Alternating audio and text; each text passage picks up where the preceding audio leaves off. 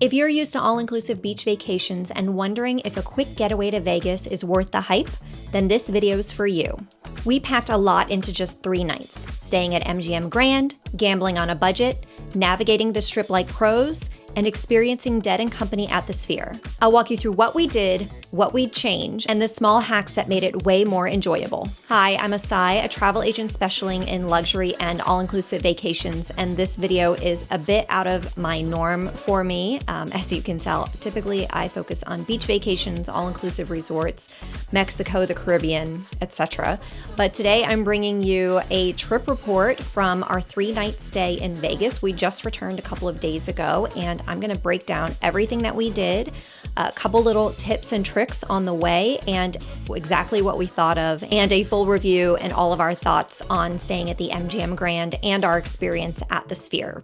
So I've got my notes here. If I do wind up looking down, just keep that in mind. I do have a lot to cover, but we're going to go ahead and begin with our travel day. So our flight was scheduled to depart at 5:40 p.m. from BWI, and of course, it got delayed. My number one tip, though, when you are departing for Las Vegas and you're coming from an East Coast destination, is to make sure that you, as you're getting onto the plane, you sit on the left side, your left side, the right side of the plane, because that will give you the best view as you land in Vegas. And that's exactly what we did. We had a really good boarding number and we got the seats that we wanted. We were just a couple of rows from the front, which was awesome. However, once we finally departed, we were about an hour and a half delayed. So when we finally landed in Vegas, I think it was around 10 or 10:30, and we grabbed a taxi right from the airport. We carried on so we could just walk right off of the plane. We grabbed a taxi. The taxis are now, I'm not sure when they instituted this. I think it's been quite some time, but they are all now a flat rate fare depending on where you're going. And for us, from the airport to the MGM Grand was $21. In my opinion, it's a little bit expensive because it is literally right down the block from the resort, but what can we do about it? So we get to the hotel and step into the lobby, and of course you see the awesome Golden Lion, which is so cool to see. Then we went to get into the line to check in directly with the hotel staff. And the reasoning is because I have a tip for you. If you wait and don't check in online or via the kiosk, and you actually speak to a hotel employee, you can then ask for a complimentary upgrade, or in our case, I think we got an upgrade and a renovated room. I didn't realize that. I know that MGM had been doing some renovations, but I didn't realize that they had started on the Grand Tower. We were in the studio tower, but we were in a Grand King room. I'm going to show you just a little snippet here of what our room looked like, but we loved it. It was recently renovated. It felt clean and fresh, and I'll go into a little bit more detail on what we thought about the room more towards the end, so make sure you stay tuned. Okay, so once we got ourselves unpacked and ready to go, we were ready to hit the town. Yes, it might have been about 11 o'clock at night, but we were there to have a good time. We decided on our first night to go visit a small off-strip casino to get a little bit of practice gambling in. Turns out Ellis Island, which is located just behind the Horseshoe off the strip, in between the Horseshoe and the Tuscany Suites, is a small sort of neighborhood feeling vibe casino, and they offer $5 blackjack with 3-2 odds. And if you know anything about blackjack, that is a bit of a big deal, but being able to play at just $5 per hand was key. So we hit the slot machines a little bit, and then we sat and played blackjack for a while, and we probably in all killed about a good 2 hours there. So once we were ready to leave Ellis Island, we were lucky enough to just walk right out of the casino, and there was a taxi waiting for us right there. We took the taxi back to MGM Grand, and here is my next tip when it comes to taxis. Now, having been in our 3rd taxi, turns out if you pay with a credit card, you pay a whole bunch extra in fees. However, if you pay in cash, you pay exactly what the rate is that is shown to you. So big tip, make sure you have cash. It definitely is a bit of a cash town, even though so much of the world is now a cashless society and everything is digital. Okay, so we got back into the MGM and we wound up running into some friends of ours that were also staying there, and we decided to go and chill out at the lobby bar and have a couple drinks and catch up before we wound up going to bed. And throughout the rest of our stay, the lobby bar kind of wound up being our home base for us and our friends, and just a great place to meet up.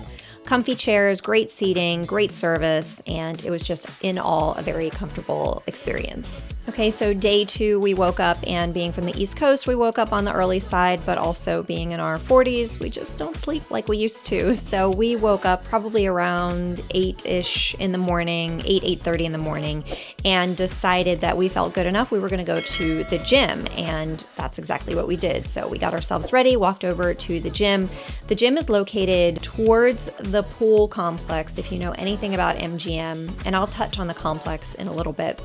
But the gym is located towards the Signature, towards the pool complex. Down off to the left, there's the salon and the spa located in the same area. Well, we walked into the gym. I don't have any video of it, but it is very small for the size of the hotel resort and the number of people that it serves. So it was quite busy when we were there, but we managed to carve out our own spaces and get our workouts in. And then after that, we made our way to the food court, which we had to walk past anyway, and grabbed a bit of breakfast from whatever the pizza shop is there. And they had some really good breakfast sandwiches, and we got coffee. But my next tip is that Vegas is very expensive, even for basic items. So our breakfast, 2 breakfast sandwiches on English muffins and 2 coffees, was just over $47. And there's a Starbucks located there as well, and you can expect to pay about $7 per coffee at the Starbucks. So just be prepared in advance for the pricing in Vegas. It's no longer a cheap town. So after the gym, after breakfast, we went up and decided to hit the pool for a little bit. This was a cooler weekend that we were there. We were there from a Wednesday night through Saturday evening. And unfortunately, we had a bit of a cold spell. So the highs were only in the mid 70s, and it was a bit cloudy this day. So we weren't sure how much pool time we would actually get. We wound up finding some seats in the sunshine. Something I loved about the MGM pool complex was, number one, it's huge. There is tons of seating, even free seating, just so you know. And they played some banging music. I really loved the music that they played. It was a nice loud volume. You know, I didn't have kids with me, so I was hoping for a really fun atmosphere, and that is definitely what we found at the pool complex. We did get some drinks. We got margaritas, and margaritas were, well, we got a large, and the margaritas were probably about this big, in a big, round plastic cup, and they were awesome. So, one drink and you're good, but that big, huge drink was about, I think it was about $34 per, so keep that in mind.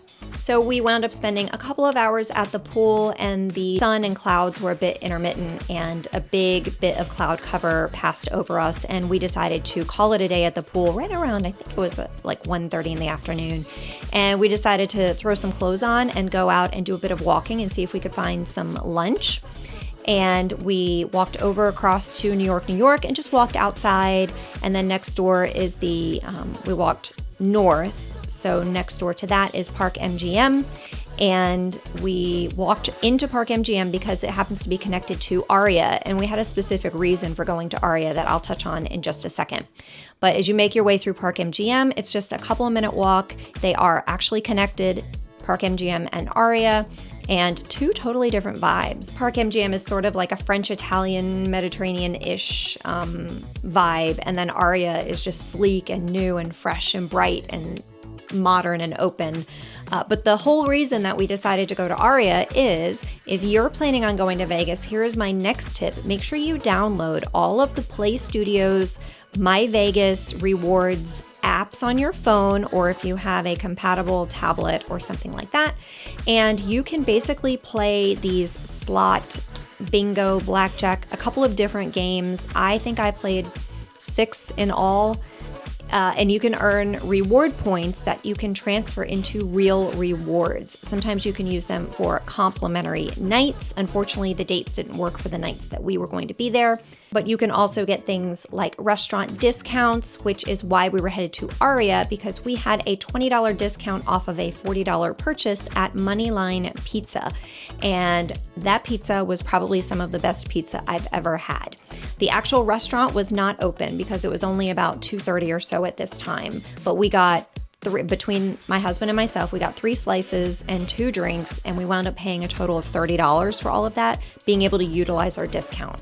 There are all different kinds of discounts that you can get, but one of the other big discounts that we did receive, or actually freebies that we received, since we had a paid 3-night stay at MGM Grand, I did go ahead and get the $100 free play that I could use on the slots. And I will go back to that when I hit up day 3. So after our pizza at Moneyline in Aria, we made our way back toward the MGM Grand. We also found out while we were in Aria and Park MGM is that there's actually a tram, like a little monorail type of thing, that takes you all the way to the Bellagio, which would come in handy for us later. So we went back to MGM Grand and we got ourselves all dressed and ready because we had tickets to see Absinthe, which has been named the best show in Vegas, I think for many years now, and I will talk about that in a minute. But once we were ready, we grabbed a drink at the hotel lobby bar and met up with a couple of friends and then made our way down to Caesar's Palace. So we again walked down to Park MGM. We grabbed the tram that took us to the Bellagio, and then we got the chance to walk through the Bellagio. We saw the stunning Bellagio Gardens. I'm not even sure what they're called, but we'll call it the Botanical Gardens. And it was just beautiful, and it smelled heavenly in there. So we got to see that, and then we were able to walk out to the street, and just across the street is Caesar's Palace, which is right where the Absinthe show is located. We were thinking that we had to go inside of Caesar's and that we would be able to get a little bit of dinner inside of Caesar's before the show, but as we're walking in front of Caesar's Palace, the entrance to Absinthe was literally right there, just a minute from the street. So we walked in and we actually asked some of the people at the front of the Absinthe theater area if they have any food in there, and sure enough, they do. Turns out they have a small bar, which is really cool. It kind of reminds me of like the inside of a ship or something like that. So they have a small bar. You can order drinks and food there. And if you are booking Absinthe tickets, you will see that there's sort of an upgrade or a package. So here's another tip for you. The burgers and tots package. If you are bar food people and you don't want to do anything fancy, the burger and tots were some of the best I've probably ever had. The tots were so crispy. The burger was a smash burger. It was absolutely delicious. My husband and I wound up splitting it, and then there was a very hefty portion of tater tots that were in the shape of stars that were just absolutely wonderful. So we were able to get a little bite to eat and sit in this outdoor courtyard area that I'll show right here as we waited for the show to begin. I think we got there about 30 minutes early, maybe even 40 minutes early, which was just enough time to enjoy a beverage and a little bite to eat. So my tip is, if you like burgers, you like tater tots, you're not fancy food people, or you don't want to spend a fortune on dinner, get the package. It is worth it. I think it was only, a $10 or a $15 upgrade, and the burger and tots itself was at least at minimum $20, if not $25. I can't quite remember, but just keep that in mind if you're going to see Absinthe. So we go into the theater, which is really cool, and it's so hard to visualize from online if you've never been there, and even if you click on, seeing the view from the seats, but it really is a small venue, and we weren't quite sure how it was going to work. We were in the second to last row, which was nice because there was a big walkway through us, and my husband and I are on the short side, so we didn't want, a large head kind of blocking our view, and this wound up being the perfect location. We could see everything. We could see the throne stage easily. Nothing was blocking us or in our way. The center, we were, obviously you're in a circle, so the center stage is right in front of you. But the acrobatics were beautiful and so incredible. And then the comedy was absolutely raunchy and vulgar and hilarious. My cheeks hurt from laughing so much while watching this show. So it is definitely, in my opinion, a must-see when in Vegas without children. After the show, we decided to grab a taxi and head literally maybe 2 or 3 blocks off of the Strip, but on the same side of the Strip down to the Palms, because we found out that the Palms also offers $5 blackjack with 3-2 odds. I think it was $5, maybe it was $10. It was either $5 or $10, but it was low limit. It wasn't the $25 that you would find in every single other hotel on the Strip. But the Palms, we walked in, the vibe was vibing. It was awesome. We really loved it. It was upbeat, it was light, friendly, open. The music was great, and we were able to get right in on the blackjack table, and we played for, I don't know, at least an hour or so, and just really had a good time playing blackjack there.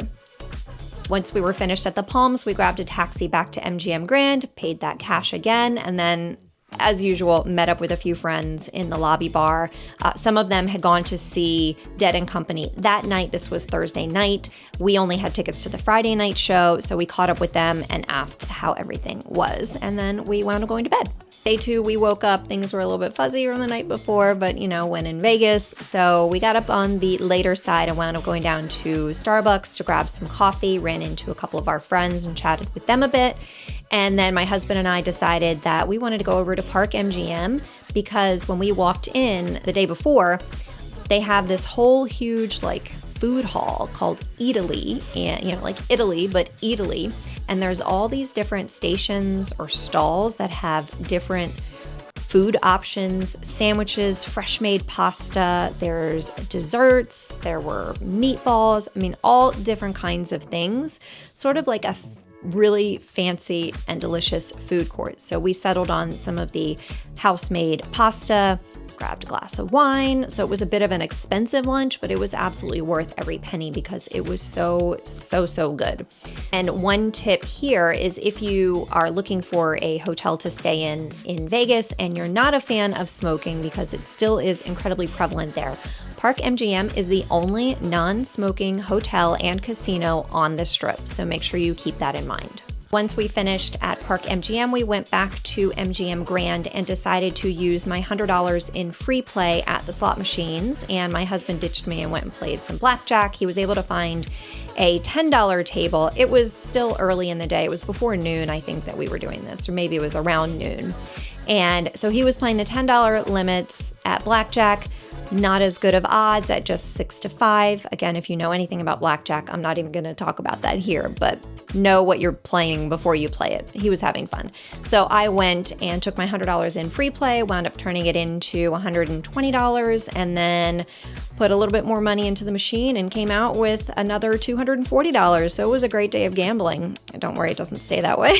Just, you're in Vegas, just plan on losing. Once we finished gambling, we met up with the rest of our party that were going to see Dead & Company in the lobby bar and kind of come up with a game plan because we needed to figure out food and timing and everything. We grabbed a drink in the lobby bar, our home base, and then decided to get ready for the evening. We met back in the lobby bar, and then we decided to take the monorail from MGM Grand down one stop to the Horseshoe, because behind the Horseshoe is not only Ellis Island, but it is also Tuscany Suites, which is where Shakedown Street is hosted when it's in Vegas. So if you've ever been to a Dead show, you should know what Shakedown Street is. So we took the monorail. It was about I think it was a $6 ride per person, and it was quick and fast. Once we got off of the monorail, and here's a tip if you're taking the monorail and you want to walk to Shakedown Street, all you will do is take the monorail down into the Horseshoe. You're going to walk through the little arcade and food court, and straight ahead are doors to Flamingo Boulevard or whatever it's called.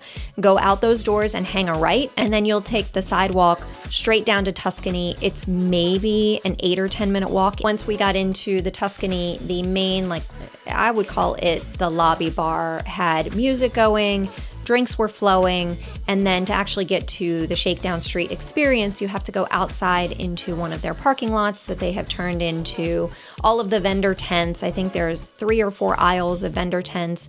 They did have some food there, pizza, hot dogs, there was grilled cheese, There were bars there that you could buy drinks at, and this was definitely a bit of a tame Shakedown Street experience compared to a typical dead show that's traveling around.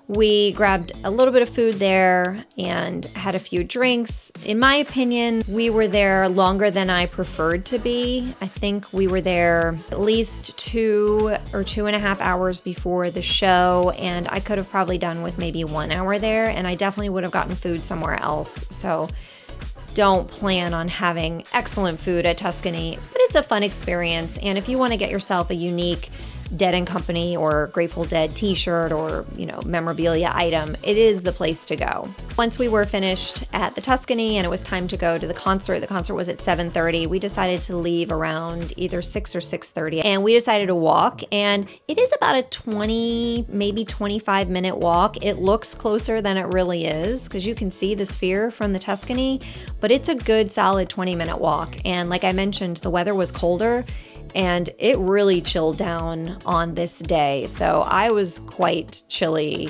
walking to the Sphere. I definitely would have preferred some 90-degree heat, but that's just me.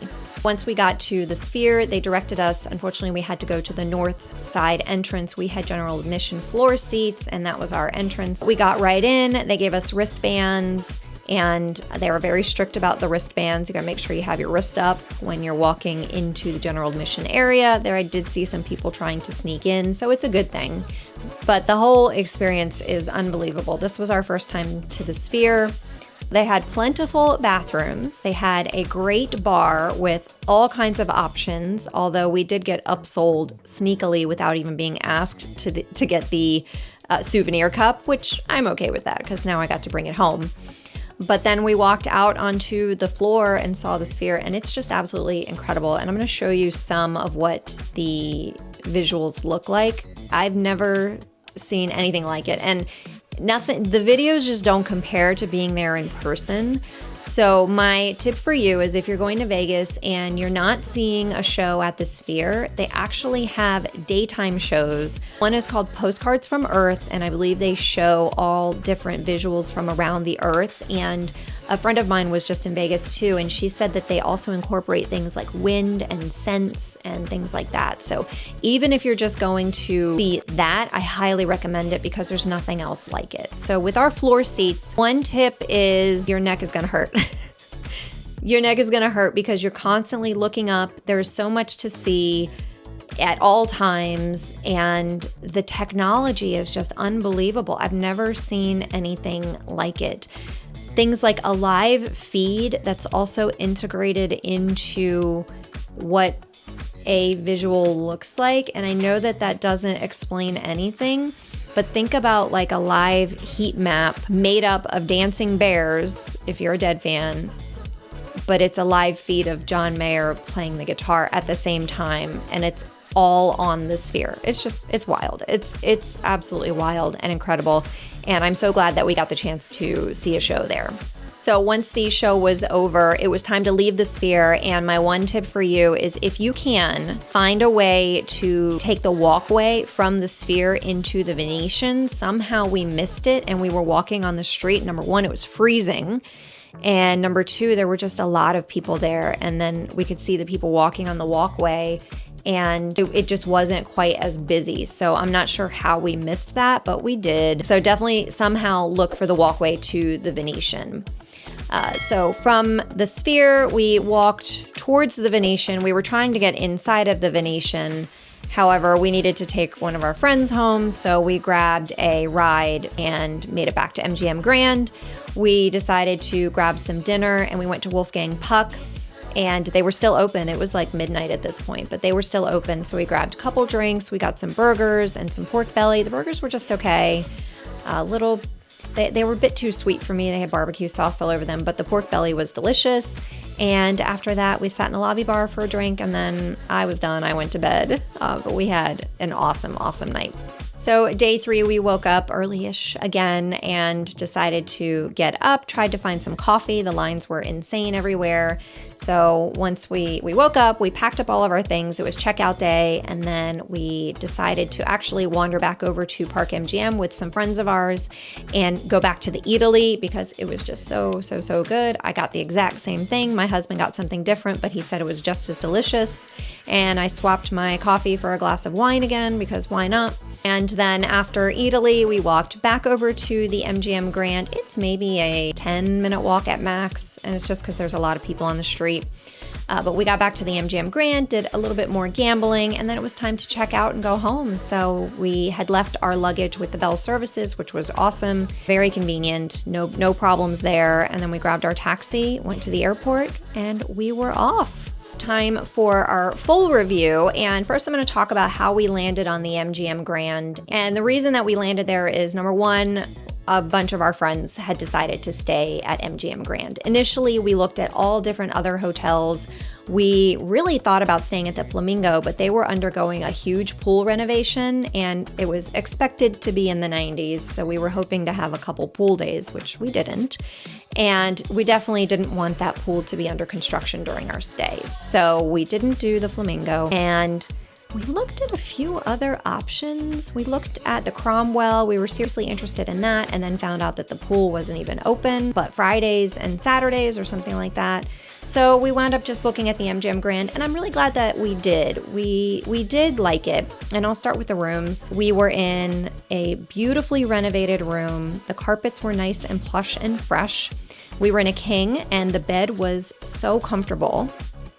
We did have a little bit of a strip view, which I thought was really cool. The bathroom was a great size. I loved the size of the shower, great water pressure, and I loved that there was shampoo, conditioner, and body wash in the shower. And there was plenty of sink space for all of our things. The only thing I probably would have loved even more is to have a toilet room that is completely closed off, but that's anywhere I go. That's like just a key thing to have. If you've watched any of my review videos, then you already know that that's what I like. So the room itself, we really enjoyed. The resort, the hotel itself, we found initially, the very first day, that we were lost as anything and had no idea where we were going. But it only took a couple of hours of walking around to get a feel for the layout, and it really wasn't that bad. It wasn't that bad to figure out, okay, well, this direction's the pool, this direction's the lobby, and then really everything else is in the middle. So it's definitely not that difficult, and we managed to find everything that we needed just fine. The pool itself is beautiful. There are a couple of different pools to take advantage of, and then of course they have the lazy river. We found ourselves by a much quieter pool just to make sure that we had some seats in the sun because it was such a cool day. The service was excellent, and I don't know that it's just because it was a quiet day and there weren't a lot of people at the pool, but our server was amazing and we just really liked it. I would love to see it again on a hot day. And then whenever we decide to go back to Vegas, where would we stay? Well, I would definitely consider staying at MGM Grand for sure. However, my husband and I talked about it, and we also would consider staying at Park MGM or Aria because you can easily get to the Bellagio and you can get down into the Caesars area and Flamingo and all of that very quickly too. I also would definitely consider staying at the Venetian for sure if we were seeing another show at the Sphere. We spoke with some people at the airport and they said that the Venetian was absolutely beautiful, and unfortunately we never even made it inside. We just, timing and the state of our friend, and we just couldn't do it. We would definitely consider any of those hotels in the future for our stay. Whether you're craving a weekend without the kids or planning a special escape with your partner, I'm here to help. If Vegas made your list, great. I hope this video helped you a lot. And if you're more of a beach lover, don't worry, I've got plenty of more tropical content coming. Subscribe for more curated, honest travel reviews and click the link in the description to start planning your next luxury escape. I'll see you guys in the next one.